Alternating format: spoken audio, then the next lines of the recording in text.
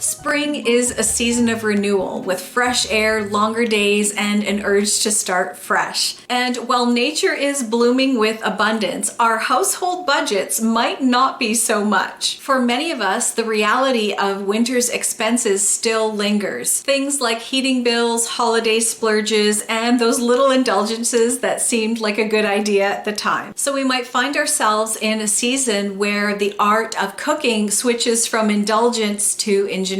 And this is where homemaking becomes an art, a dance really, between making do and making something beautiful. Because any cook can make a feast with a full fridge, but to be an artist, take a handful of humble ingredients and turn it into something spectacular. And this is what today's soup is all about, chickpea and pastina soup.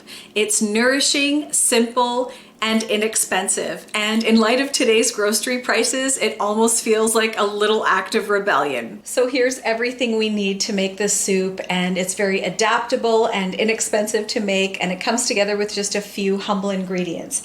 So you'll need some extra virgin olive oil, you'll need 1 medium onion, you'll need 3 cloves of garlic, because food without garlic is sadness as far as I'm concerned. 2 carrots for some color and sweetness, a can of chickpeas, and that will add some fiber and protein. And if you don't want to use canned, that's fine. You can cook up your own from dried. A can of diced tomatoes. I have some fresh parsley and thyme here, but if you have dried, that's fine too. And then here I have some homemade chicken broth, and you can use vegetable broth, or in a pinch you can even just use water and a bouillon cube if you like. And we'll also want to use some small shaped pasta, and here I have orzo, so that's what we're going to use today. And of course some pecorino romano or parmesan or grana padano cheese. This is the kind of dish my grandmother would make when money was tight, proving that you didn't have to have expensive ingredients to create a good meal. You just need simple things and know what to do with them. Because the real trick isn't just about saving money. It's about keeping the joy, the flavor, and the tradition of these classic dishes alive. So let's get cooking. So we're going to start by chopping up the onion, which is full of antioxidants and compounds that support heart health and our immune system. Plus, it seems that every great dish starts here. Then we'll mince 3 cloves of garlic to release their natural oils. Now these are tiny but mighty because garlic is really great for immunity and digestion. Now chop up the carrots to bring out a bit of sweetness to balance out the flavors. And they're loaded with beta carotene, which is good for your skin, eyes, and overall health. Now over medium heat, pour a generous drizzle of olive oil into your pot. And I used about 3 or 4 tablespoons.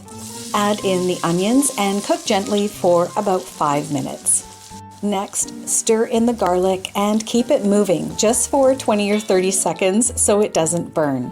Now add the diced tomatoes, carrots, and chickpeas. I want to let you know that at this point your kitchen is going to smell unbelievably good, and anyone nearby will suddenly become very interested in what you're cooking.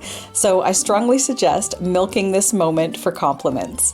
Pour in your broth or water if that's what you have, and add either fresh or dried thyme, some salt, and pepper to taste. Now bring it up to a simmer and let it cook for about 10 minutes. This is a great time to pour yourself a glass of wine and take a breath.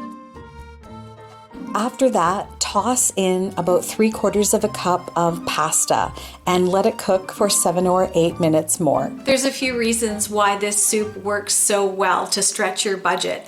Chickpeas and pastina are inexpensive yet filling and nourishing. And it uses a lot of pantry staples because everything in this recipe is very shelf stable and easy to store. It's also customizable because you can use what you have. If you don't have pastina, you can use rice or put in a potato. You can add celery if you want, leftover chicken, some zucchini, whatever you like.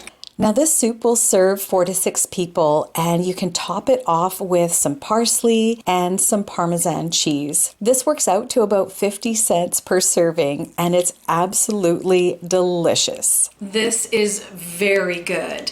The pastina in there makes the texture very rich and velvety and almost creamy. You know, growing up in our Italian household, we lived on a street that had a lot of other Italian families living there.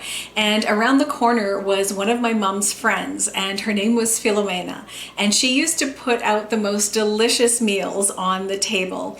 And when I was little, I used to go to her house sometimes and have tea with her.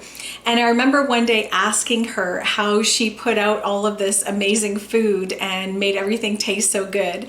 And she just shrugged her shoulders and said, I don't know, I just don't waste anything and I use what I have. Now, she didn't have a fancy kitchen or all of the latest modern gadgets, but she did have an understanding that food was more than just about sustenance. It was about creating something joyful that was from the heart. And it's a great reminder that you don't need to break the bank to eat well. You just need a little creativity and a bit of patience. And a lot of the time, the best meals aren't the extravagant ones. They're the ones that are nostalgic and bring us back to simpler times. I want to thank you so much for sharing a bit of your day with me. Many blessings to you and your families. Take care, and we'll catch you in the next one.